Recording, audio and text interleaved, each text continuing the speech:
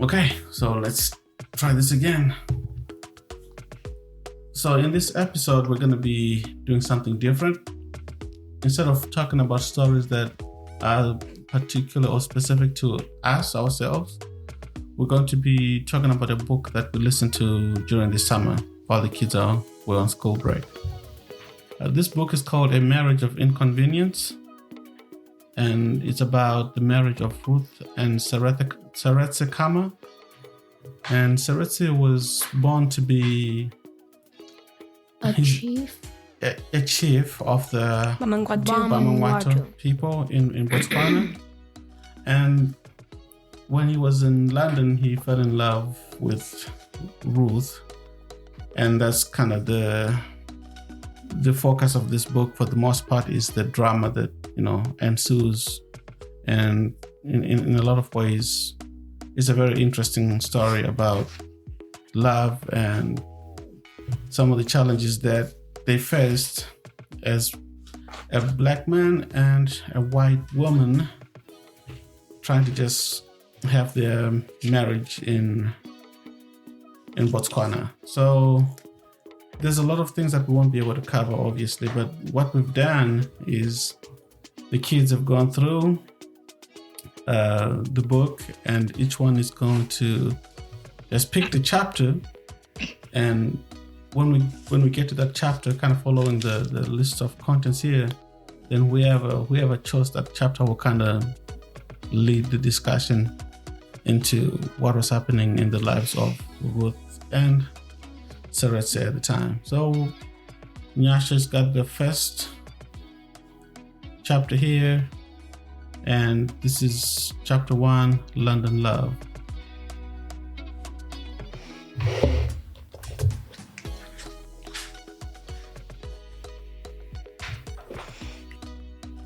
Okay, so I guess their love story starts in the evening that is the 1st of September, 1947, and Seretse Khama and Ruth Williams are standing in a very long line in front of the Casino Theatre in London, and this is their first date. So they're going to see a concert. This is the Ink Spots, which are a Black American quartet. And they've come to town, and this will be the first night of their British tour. So what is it about that part that you wanted to highlight? What made you highlight that part in the book? Because it's the literal start of their love story.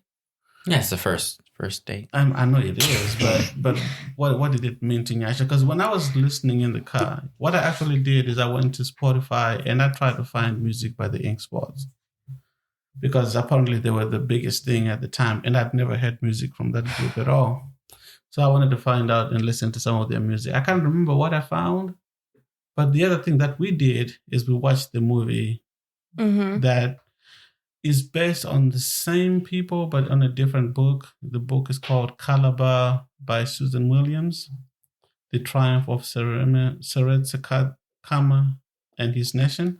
But that's why I was asking, what stood out to you? Because I've been to dances. I've been to... Proms? What? Proms? No, I haven't been to proms. I've been to school dances. Oh, so that's what you meant. Yeah. But aren't proms school dances? They are, but when I was growing up in Zimbabwe, we didn't do proms. The kind of look on your face, it was proms? It's like proms. I thought it said Brahms. Yeah, that's what I thought you said. Too. And Brahms is just an ice cream place. It's a fast food joint. That's why I was asking Nyasha, maybe you had that image in your mind, they were going to a fun thing type event, but that's okay. You can go on, or the other parts of, of the story. Well, anyways, the Ink Spots were marvelous, apparently. Mm-hmm. And they left at 11 o'clock. Seretse and Ruth with Seretse... No, never mind. Let's go back. Okay, that's fine. Okay, so anyways, stop doing that. Her feet are on my feet. Okay, stop doing that.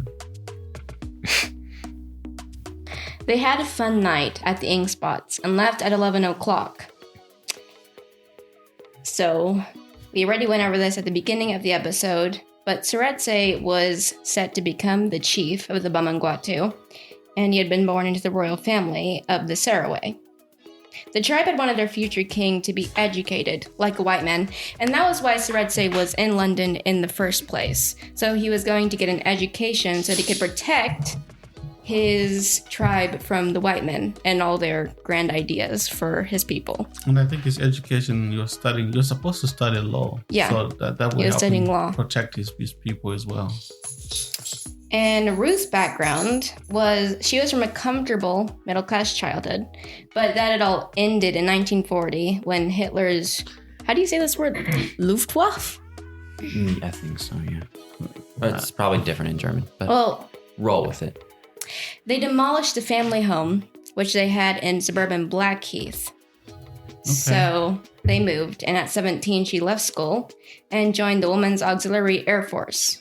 Okay.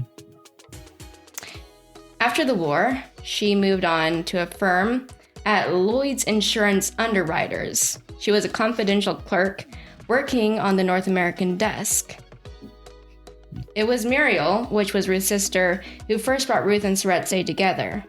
Muriel was a part of a congregation that had links with the London Missionary Society, which was an institution that had sent people like Robert Moffat. I have no idea who that is. So if we go back to some of the history, you read that part about Robert Moffat, because you find out they probably ended up in Southern Africa. Yeah. So Robert Moffat and Livingstone and somebody else. Yeah. They went to Africa to be missionaries, basically, in the heathen darkness of Africa. If you go to Zimbabwe, when I was growing up, we actually had a Moffat Street that was named after that man. So they're not small actors. They were really important people at the time. Well, their society took interest in the welfare of all the African students who were studying in London, and they often organized social events that Muriel eventually dragged Ruth to because she felt like Ruth would get along with Seretse. She felt that way because I guess they both loved jazz. She was playing matchmaker. Yeah, she was. Yeah, and you find that London missionary, they also had some missionaries in Africa, even in Bechuana land. And so they were what do you call it when someone goes to a place and they're spreading the gospel? Missionary? I don't know. Evangelism? If they were evangelizing, is it proselytizing too? What is it called? Something like that. So when most Africans in their generation would then go to England or to London, in this case, then they knew they could find the same missionaries there. And that's what they were trying to do, help the immigrants feel more welcome in London. So most of the missionaries I know would not take you to a jazz club, but apparently these guys did. Yeah.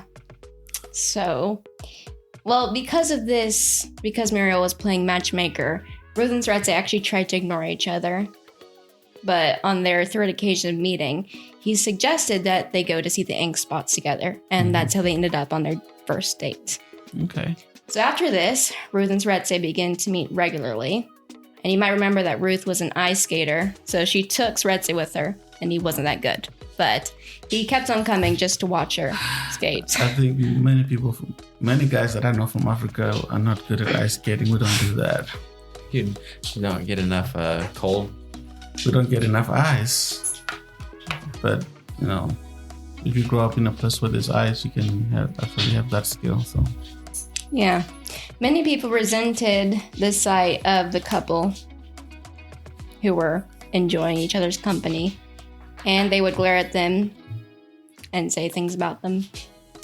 But Ruth didn't mind. Or anyways, she had a very strong will, and she pretended not to anyways.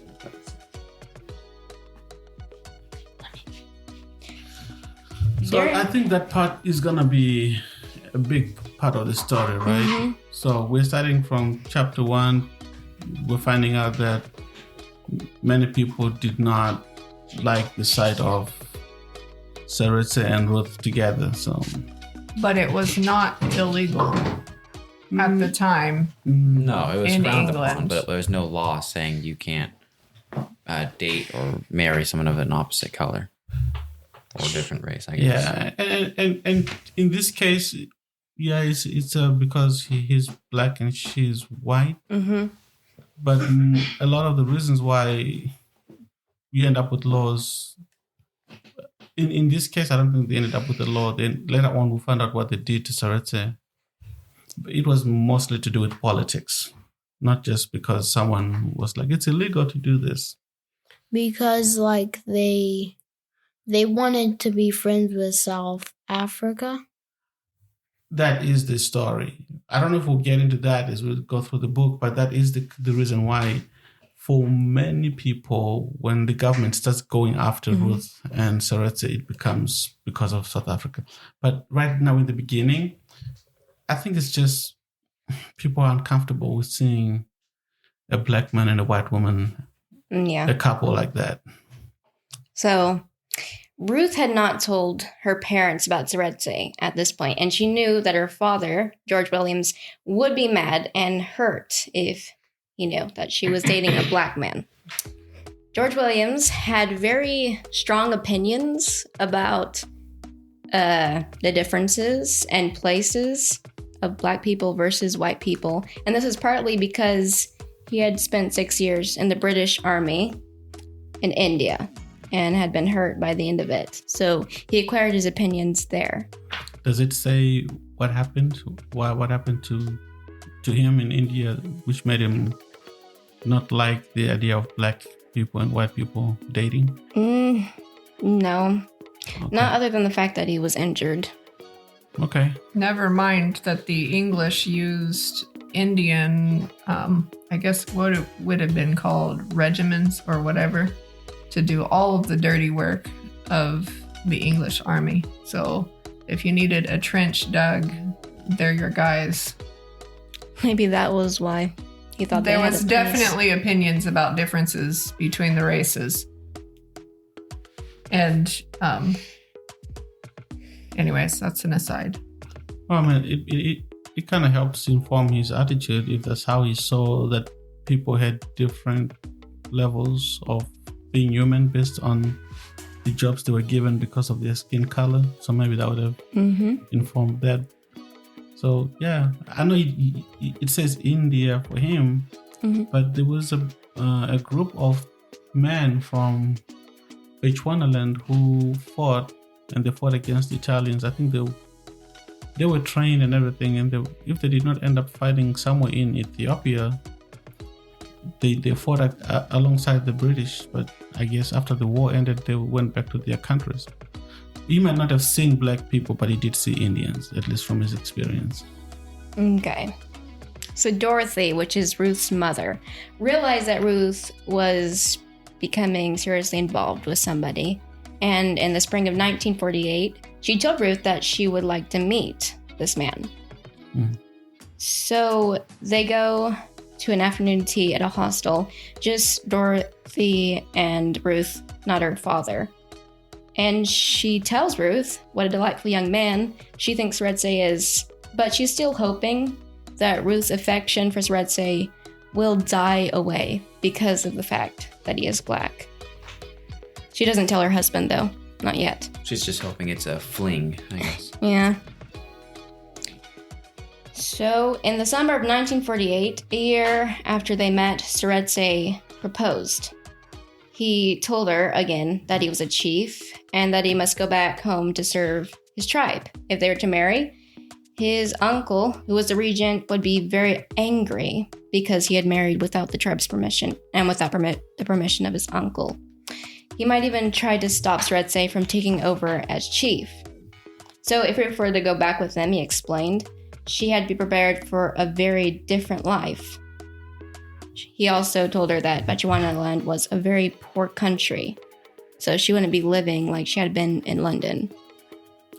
And did it turn out to be right about his uncle's attitude? Yeah. Yes. Very right. Sadly so. I mean, he was kind of raging. Kind of. I mean,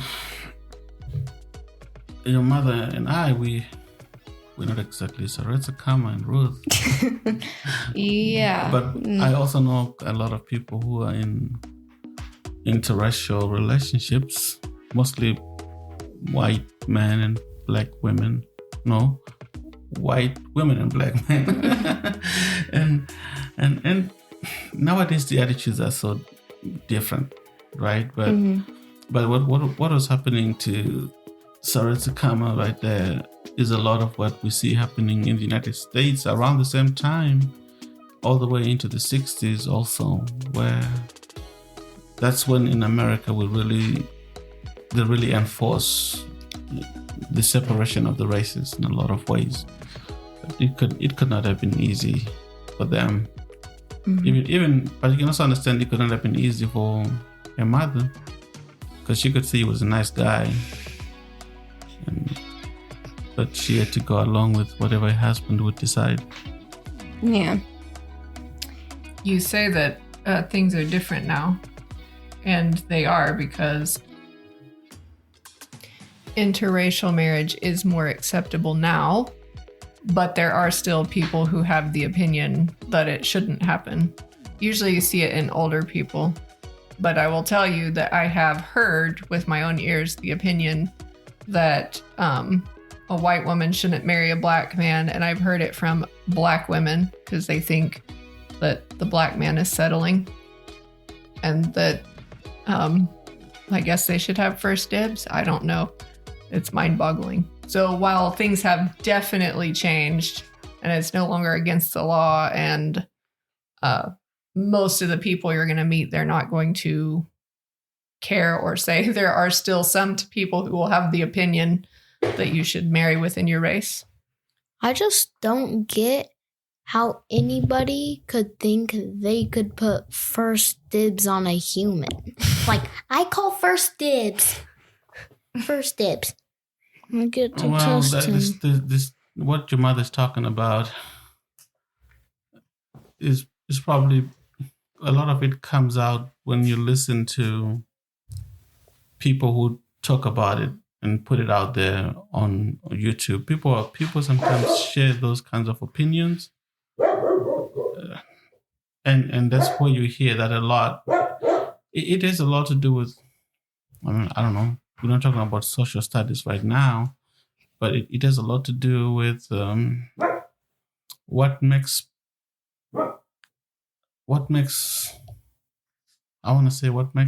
families stable, or what makes people happy. There was a video recently made by a German woman who was more or less talking to black women, talking about how when she met this black man, he didn't know what it was to be served food at the table, right? So she would make food and bring it to him. He didn't know what it was to be offered a snack in the house. So if she was going to have a snack, she would bring him a snack too. He didn't know what it was to be asked his opinion. Did he want something? Did he like something? Did he enjoy something? And based on that, he would feel very special in that relationship. I don't know how much this woman knows about black women and what they do, but the reaction from this man convinced her that he had never met a woman who treated him that way, who was interested in the things that made him happy. And she's a white woman. And this woman was saying that she was the first white woman that this man had ever been with. So there are narratives out there where it is these difference culturally about how women treat their men. I don't necessarily think that all black men don't get food offered, don't get offered a snack, don't get asked for their opinion, don't get their feedback appreciated. I think it happens it can happen in any relationship where someone just doesn't think about the other person and how they feel. But that's what you will see when you start digging into things like that. That there are some things that are happening in society that you may not be so aware of until someone puts it out there. And that's one of the points that your mother's making. some women may feel like black men should consider dating a black woman before dating a woman outside of the black race. No, I don't approach life like that. I don't know. I hope you guys don't approach it like that. I hope whoever you date is the person that you find interesting and you're attracted to. Okay. Well, I'm not sure exactly how I'm supposed to segue from that. You don't. Are you finished with the first chapter yet? No, I'm not. Oh dear. But anyways, he also told her that if she married him, she'd be hurting both her parents deeply. He asked Ruth to think carefully about all this because if they were going to be married, it would have to be forever. So for the next 2 weeks after Seretse's proposal, Ruth literally tried to forget what he said until he came back and asked her again. Yes. That's what she said. She said yes after 2 weeks of not thinking about it. I'm just I'm not gonna think it. Yeah, sure, okay. Yeah. No, it's one of those things that when you say she will try not to think about it, it probably means that's all she could think about. Mm-hmm. Right? She'll try not to think about it. He's telling me that it's gonna be hard, but also he's telling me this decision is for life. There's no divorcing this guy. Yeah. Okay. Afterward, she and Seretse discussed the opposition that they would have to face, both in Saraway and in London. Ruth did understand that she had to be ready to go to Saraway and to serve the Bumangwatu as the wife of their chief. The first problem they had to go through was that of Ruth's parents.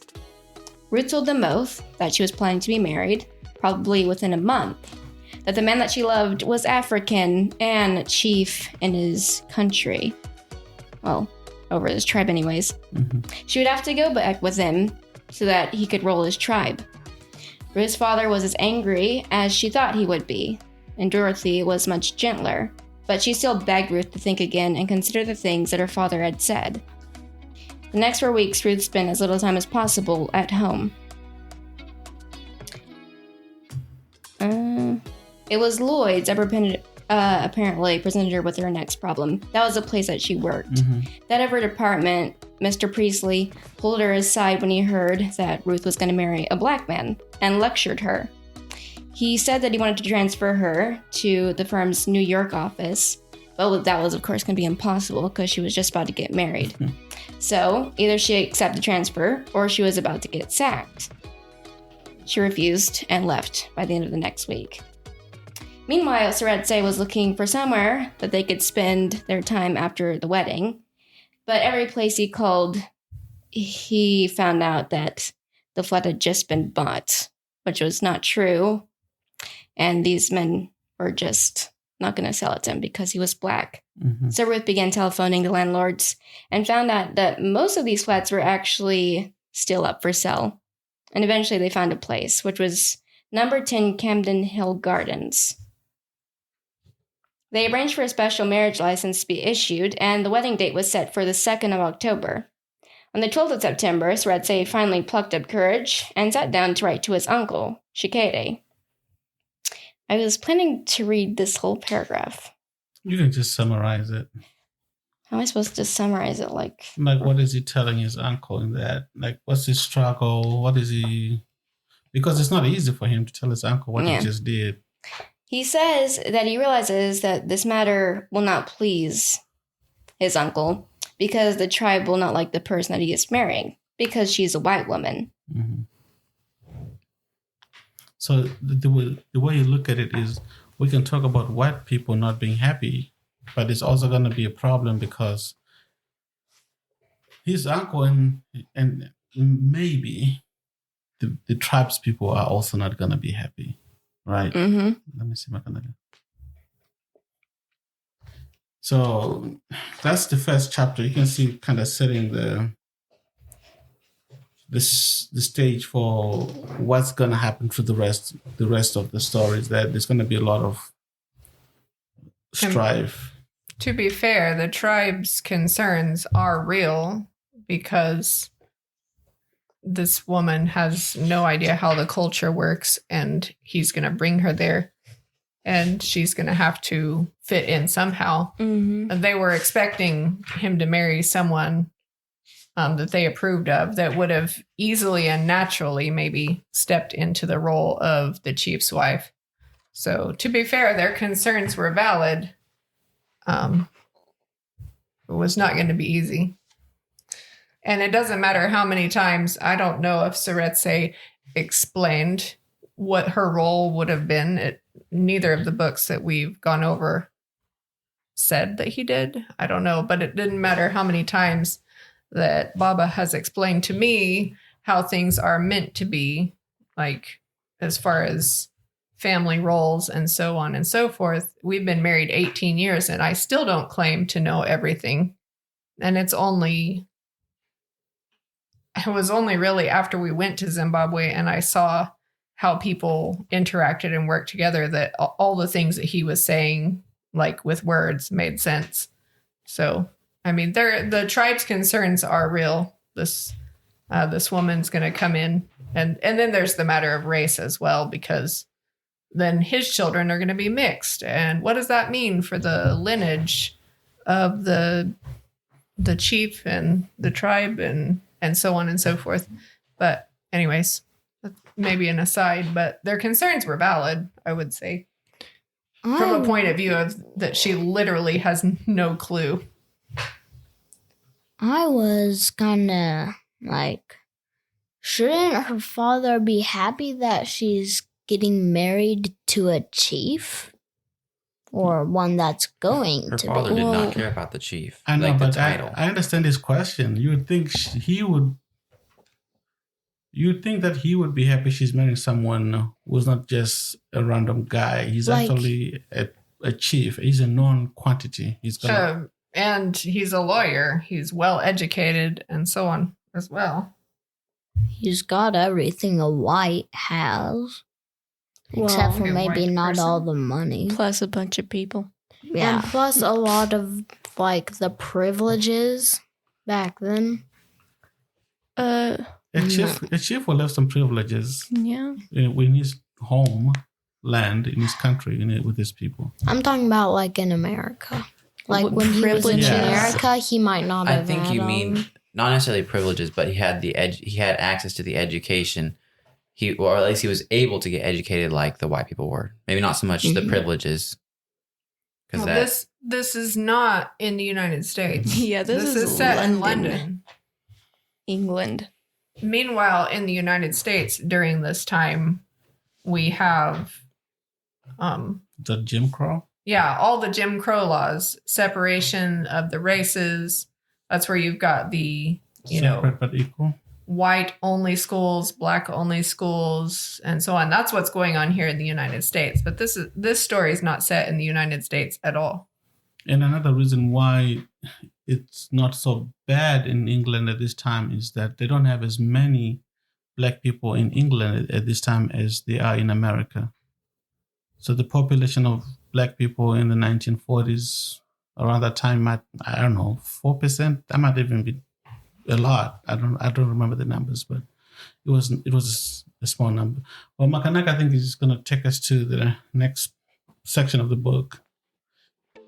Right. So, Seretse sent a telegram to his uncle, Shekeri. And so his uncle read it, and he was very unhappy because he learns that Seretse is going to marry a white woman. He did not ask for his consent. He did not ask for the tribe's consent.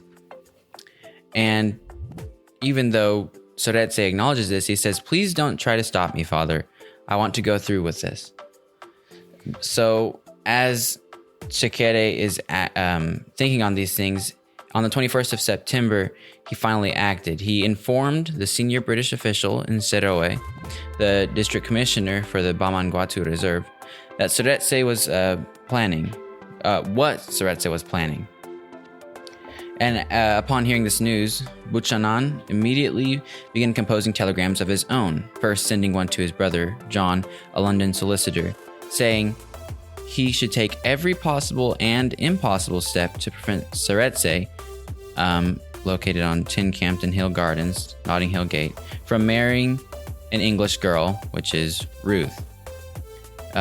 He also told his brother to inform the girl's parents of ostracism and misery awaiting her if such a marriage was allowed to go through. So that might explain part of Nyasha's point where he's calling out, trying to find an apartment or a flat, and every time he calls a place, there are already forces working against him. Right. So it's not like the people just didn't want to rent to him because he was black. But after Shakari notifies Buchanan or whoever, then they start making life very hard for him. So, But I think the notification was after they had already got an apartment because he's already residing at 10 Camden Hill or whatever. All right, that might be true too, yeah. And also, it isn't even that he married without permission because Shakari, Seretse's uncle, also married without permission. It's just that his wife is white. Seretse's father, or maybe his Yeah. grandfather, was the one who married without permission of the tribe. No. It wasn't a white woman, but he Both still of married them without did. permission. Yeah. Both his father and his uncle married without the permission of the tribe. Which is part of Seretse's defense later on when he's advocating. He said, yeah, I know I've done this, but it's been done before, and if the will of the people are behind me, I will go ahead and become the chief. But now we're jumping ahead. Right. Okay, so But didn't his uncle marry multiple times without the consent? I don't know. Mary. I thought he did. We'll see. okay, so Buchanan, he sends one to his brother, and then he sends another telegram to Sir Renigold Coupland of All Souls College. Sir Reginald? Yeah, that's his name, Sir Reginald. You said Oh, did I say Reginald? Yes, you did. Anyways, he sent a telegram to Sir Reginald Coupland of the All Souls College, again asking for help to intervene in this marriage that was due to take place. He also, as he was sending these telegrams, eventually Ruth and Seretse began to hear of these things, and so decided to move the date of the wedding up by a week. And then they eventually, because people were refusing them, they talked to Reverend Patterson, the vicar of Campden Hill. He agreed that he would marry them on Saturday, the 25th September at 1:30 p.m. However, the previous day, these Buchanan, John, Sir Reginald, all these guys are meeting together. And I believe they end up getting a hold of The bishop? Seretse. Huh? Did they get a hold of Seretse or did they get a hold of the bishop? I think it was the bishop. No, he's looking at the book. So No, you- they got a hold of Seretse because Okay. Seretse then tells him, this was the next sentence, I believe, Okay. told him that he and Ruth were determined to get married and no one could talk them out of it. However, in this phone call, Pilkington, which is another one of the men that was contacted, convinced Seretse to come later that evening and discuss this whole matter once more, again to try and convince them to not get married. Every time they talk to him like that, I feel like they're trying to entrap him. Yeah. Like they're trying to get him in a room and then they're just going to lock him up. I feel like they're trying to slow him down. Yeah, they were. It feels I don't think I would have been as calm as Seretse in all these dealings. Oh, you had I'm carted mom going off. to marry her. yeah. Your tips Anyways, feeble. later on that same evening, Seretse, Dr. Pilkington came to Seretse's house, and he tried to talk till 4 o'clock in the morning. He tried to talk Seretse and Ruth out of getting married, specifically to Seretse. Pilkington told him he was obviously. behaving very disgracefully. It was cowardice to get married in this way before facing up to the tribe. He told him he would be guaranteeing a life of misery and ostracism for his wife if he took her to Bechuanaland. And if he remained in England, he would be turning his back on all the responsibilities to which he had been born. They're threatening him. Well, and they're using facts. It's not like they are wrong in that these things could happen. But the reason why they're trying to stop it has nothing to do with they really care about Seretse. That it's because his uncle has told them he doesn't like this idea. And he might be right. The tribe might not agree with Seretse's decision. But there's more politics in this than them just saying, Ruth might have a hard time, blah, blah, blah. They were just, there was more politics than them genuinely caring about Seretse and Ruth. And later on, it's not really the reason why they do this, some of them sort of changes to because they just want this matter to be over with. That's later on, yes. At some point they realize they've made a big, big mistake. But no spoilers. You might as well have That the song uncle says, mad. "Can we skip to the good part?" Can we skip to the good part? Well, I could get to the good part if I read this. After this unfruitful conversation, the next day they get ready to go to Reverend Patterson, and Ruth gets dressed in a turquoise dress and a matching hat. They go to the Reverend, only to find out that Reverend Patterson says he now feels obliged to refer the matter to the Bishop of London. And so they go there. They go to the bishop, since the Reverend won't marry them.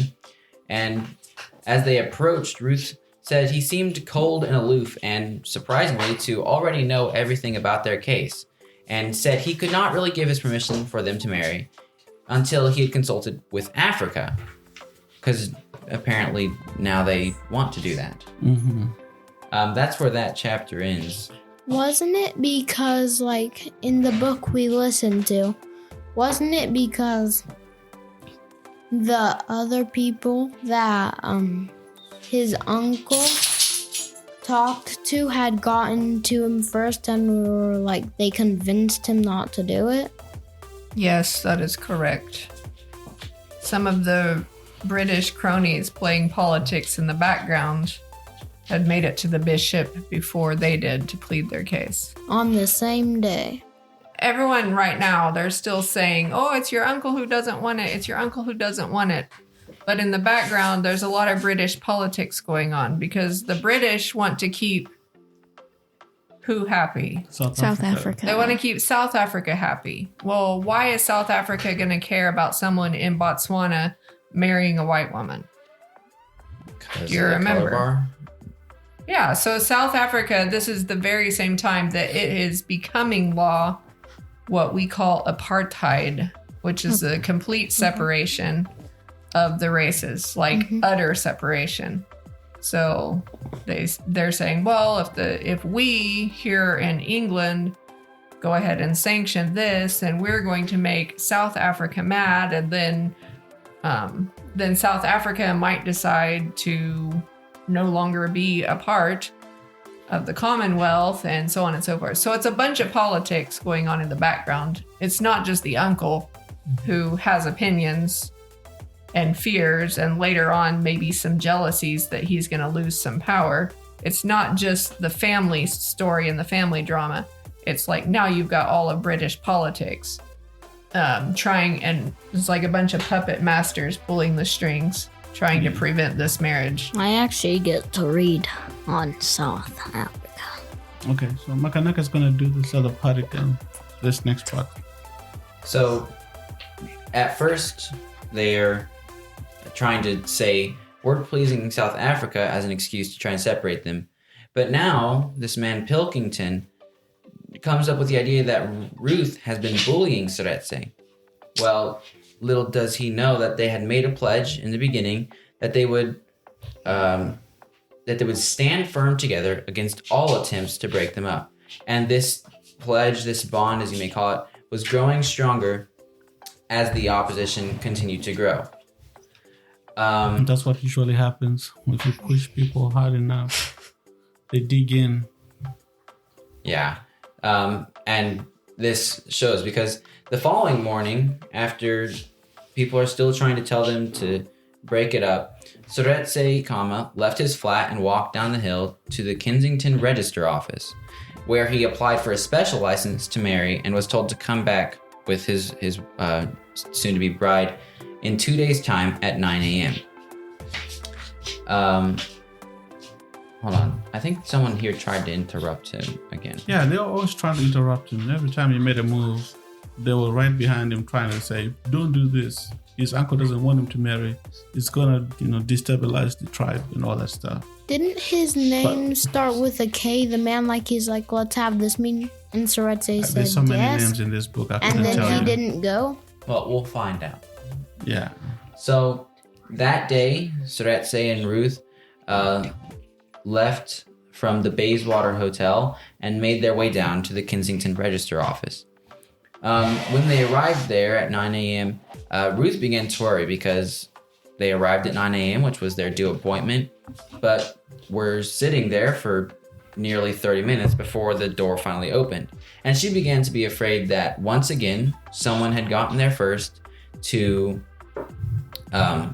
try to make sure they can't get married. However, it just happened to be they were arguing over a description of Seretse's title of chief or father's occupation. So, well, they were arguing over what should be put in that space for occupation.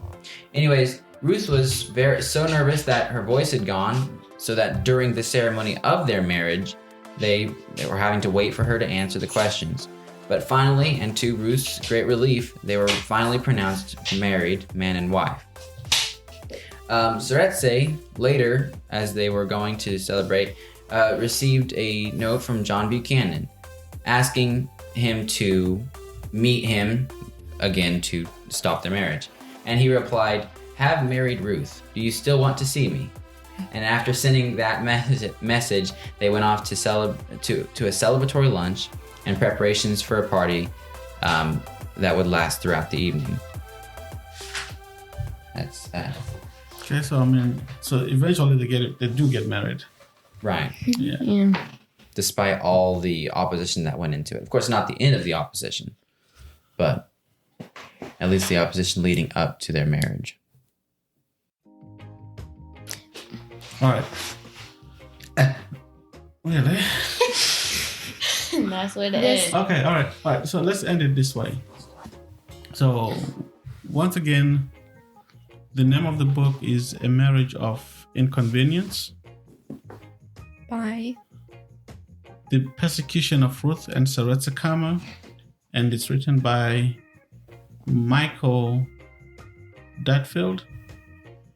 And what we've done right now so far is we've just kind of gone over the first